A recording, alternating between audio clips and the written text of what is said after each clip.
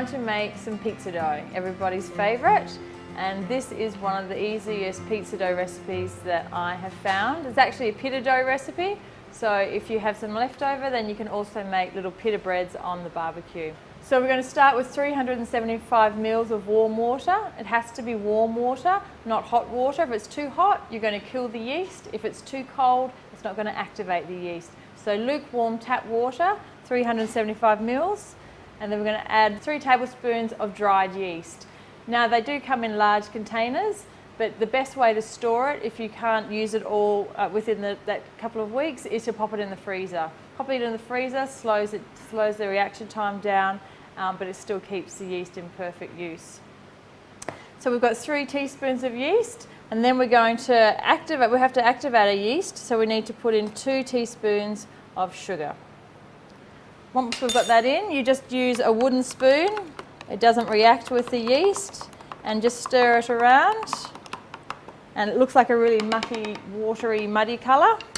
And then we just leave that. And what's going to happen is the yeast is going to start kicking in, it's going to start growing, you'll start seeing bubbles appear. So while that's carrying on, we measure 625 grams of plain flour. We pop it into our KitchenAid.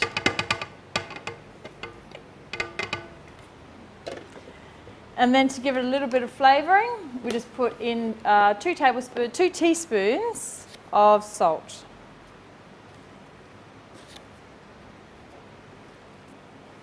Can you use gluten-free flour? You can, but you'd have to also work out the varieties of potato flour to go with it, and so it wouldn't have the strength. It doesn't have the strength, no, and you need to play around with it a lot. So it is possible, but you won't actually get the same consistency in texture with gluten-free flour. And then we just want to combine the salt and the flour together before we put the yeast in. Otherwise, you're going to have salt patches through your dough.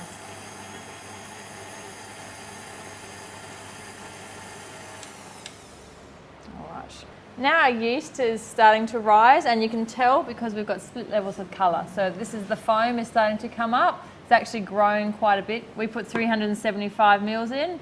It's now up to 450. So it's telling me that the yeast is rising, it's actually alive, and we're good to go.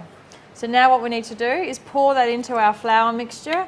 And I always just pop my finger in there and get those little side bits out. A 1/4 cup of olive oil. In it goes. And then just on a low stir, we just want to combine it together with a dough hook. You can do this by hand, it just takes a lot longer. It'll probably take you an extra 10 minutes to really knead it through. So if you don't have a kitchen food processor, then it's fine, you can do it by hand, it'll just take a bit longer. All right, it's coming together nicely.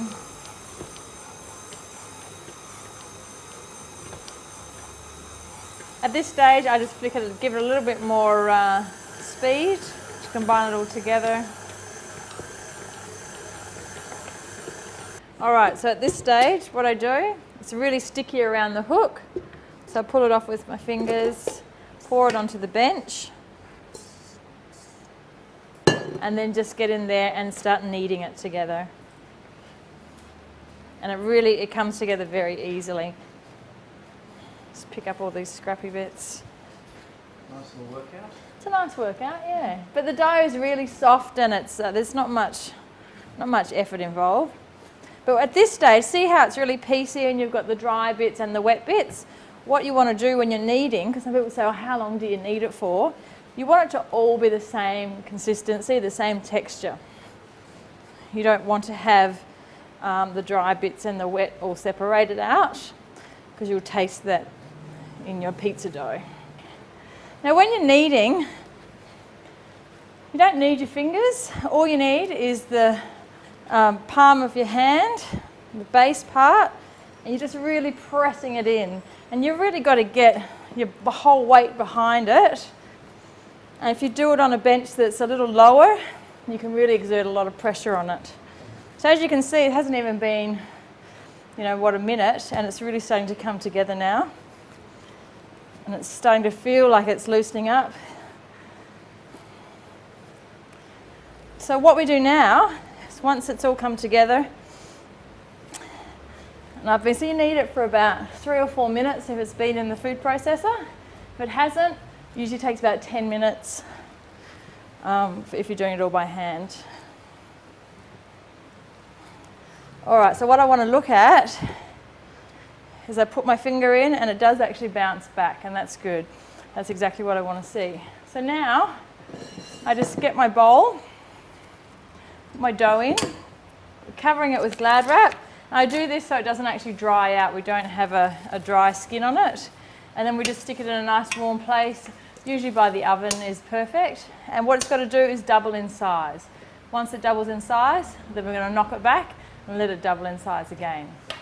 The longer you let it double, the lighter the dough is going to be. If you're going to make a pita bread with it, then you let it rise at least 4 times. If we're just doing a pizza dough, twice is fine. Our dough has risen to double itself in size, and the way I can tell, I can feel the bowl and it feels nice and warm. I can look at the Glad wrap on top and it's got a slight dome to it, and I can actually see it. It's actually a lot bigger and it's looking like it's filling out. So now you take off the Glad wrap, but leave it as a whole because you're going to reuse it again. And we've look at our dough in there, and what we want to do is just punch it down. You want to have a punch? Why not? And so what that does is it knocks all the air out of it, and it says to the yeast, okay, it's down, we need to activate again. And so all I do is fold the sides into the middle and make it look like a really nice ball again. Flip it over, so we've got a nice shell. Push it down a bit, cover it.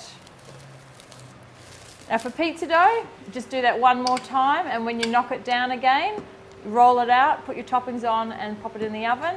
If you'd like to make some pita bread, which is a lot lighter and fluffier, do it 4 times. Punch it down 4 times and then roll it out to a thin base, put it on barbecue, and you've got some beautiful homemade pita bread as well. And that's how you do pizza.